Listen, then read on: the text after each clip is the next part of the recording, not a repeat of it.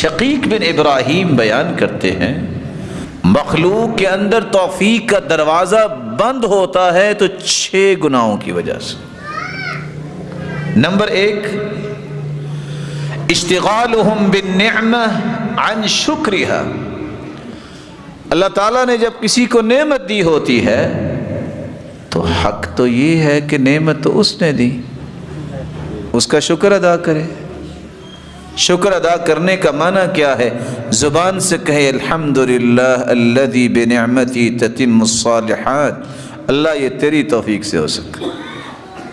فوراً سجدے میں جائے کان اذا اتاہ امر یسر بی خر ساجدا للہ، سجدہ کرے کہ اللہ تیرا ہی نام ہے، پھر اس نعمت کو نیکی پہ لگائے، برائی پہ نہ لگائے۔ اور تیسرا اس نعمت کو بانٹنے کے لیے دل بڑا کر لے، یہ تو ہوا شکر۔ توفیق کا دروازہ بند اس وقت ہوتا ہے، مال نعمت ہے دیا تو اللہ نے، نہ نماز کا پتہ ہے، نہ روزے کا پتہ ہے، نہ خیر خائی کا پتہ ہے، نہ کسی غریب مسکین اور دین کے کام کا پتہ ہے۔ وہ مال اڑتا ہے تو شرابوں کبابوں میں، وہ مال اڑتا ہے تو معصیت الہی میں۔ سیدنا حسن بصری کہا کرتے تھے جب ان سے سوال کیا گیا من اکثر الناس صراخا یوم القیامہ، قیامت کے دن سب سے زیادہ چیختا چلاتا کون ہوگا؟ انہوں نے جواب دیا تھا من اعطی نعم اللہ فاستخدمها فی معصیت اللہ، جس کو نعمتیں تو اللہ نے دی لیکن اس نے یہ نعمتیں اللہ کی نافرمانی میں لگا دی، سب سے زیادہ یہ چیخ رہا ہوگا قیامت کے دن۔ وَرَغْبَتُهُمْ بِالْعِلْمِ وَتَرْكُهُمُ الْعَمَلِ، یہ اس دور کی بات ہے شقیق بن ابراہیم کی۔ لوگوں کی یہ تو رغبت ہوگی کہ ڈگریاں مل جائیں، وَتَرْكُهُمُ الْعَمَلِ، عمل چھوڑتے جائیں گے۔ یہ آج ہم گفتگو کر رہے ہیں، یہ 1300 سال پہلے کی گفتگو ہے، 1200 سال کی۔ توفیق کا دروازہ اس وقت بند ہوتا ہے جب انسان کی طرف صرف یہ ہو کہ وہ چیز مجھے چاہیے، مجھے شہرت مل جائے، عمل کی اسے فکر نہ رہے، اللہ اسے توفیق سے محروم کر دیتے۔ المسارعۃ الی الذنب وتاخیر التوبہ، تیسری بات حکم تو یہ ہے کہ توبہ جلدی کرو۔ وہ توبہ کرتے نہیں ہیں، لیٹ کرتے ہیں، گناہ میں جلدی کرتے ہیں کہ یہ گناہ کہیں اور نہ کوئی کر لے، مجھے کرنا چاہیے، حالانکہ انہیں توبہ کرنی چاہیے، جلدی گناہ کے قریب نہیں جانا چاہیے۔ جب انہوں نے کام بدل دیا تو نتیجہ بھی بدل جائے گا۔ چوتھی بات الاغترار بصحبة الصالحین وترک الاقتداء بافعالہم، توفیق سے لوگ کب محروم ہوتے ہیں؟ جب وہ دھوکہ کھا لیتے ہیں، میرا نا فلان نیک سے تعلق ہے، ان جیسا عمل نہیں کرے گا، وہ جو نیکیاں بتائیں گے وہ نہیں کریں گے، کہیں گے تعلق ہے میرا۔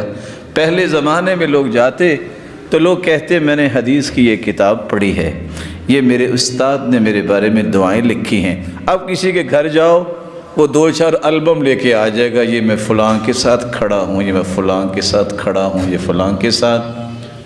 کس وجہ سے؟ صرف وہ میٹھی بات سننا چاہتے ہیں کہ میری تعریف ہو، تیرے بڑے تعلق۔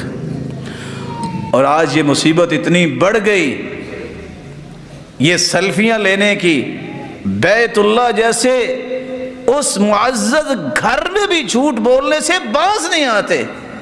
کسی کو کہیں گے میری تصویر اتاریں، ہاتھ اٹھائیں گے، یعنی اللہ کے گھر میں بھی جھوٹ، اور ہاتھ اٹھا کے ہونٹ حرکت کر رہے ہیں، دعا نہیں کر رہا، صرف پکچر کے لیے وہ سب کچھ کر رہا ہے۔ اللہ عز و جلال ہم سب کو معاف فرمائے۔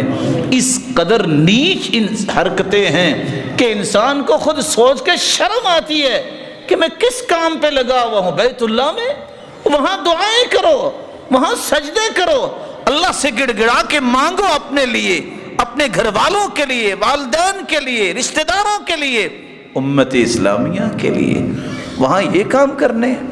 اللہ عز و جلال ہم سب کو محفوظ فرمائے۔ وہ کبھی نیکوں کے ساتھ تعلق کا جب اغترار دھوکہ ہو تو نیک بننے کی کوشش بھی کرنی چاہیے۔ آج ہمیں نیک لوگوں کے ساتھ اگر تعلق بنا ہے تو اس حدیث کو بھی یاد رکھیے، بھلا سیدہ فاطمہ سے بڑھ کے دنیا کی کون سی بیٹی ہو سکتی ہے؟ اور اللہ کے رسول نے فرمایا تھا یا عباس ابن عبد المطلب، اے میرے چچا عباس، ویا صفیہ عمت رسول اللہ، اے میری پھپھو صفیہ، ویا فاطمہ بنت محمد، اے میری بیٹی فاطمہ، اشتروا انفسکم لا اغنی عنکم من اللہ شیئا، عمل کر لینا، قیامت کو میں تمہارے کام نہیں آؤں گا۔ سلینی من مالی سأبلها ببلالها، مجھ سے مانگو جو مال چاہیے جو میرے پاس ہوگا میں دے دوں گا، لیکن میری بیٹی قیامت کو میں کام نہیں آؤں گا، عمل کر لو۔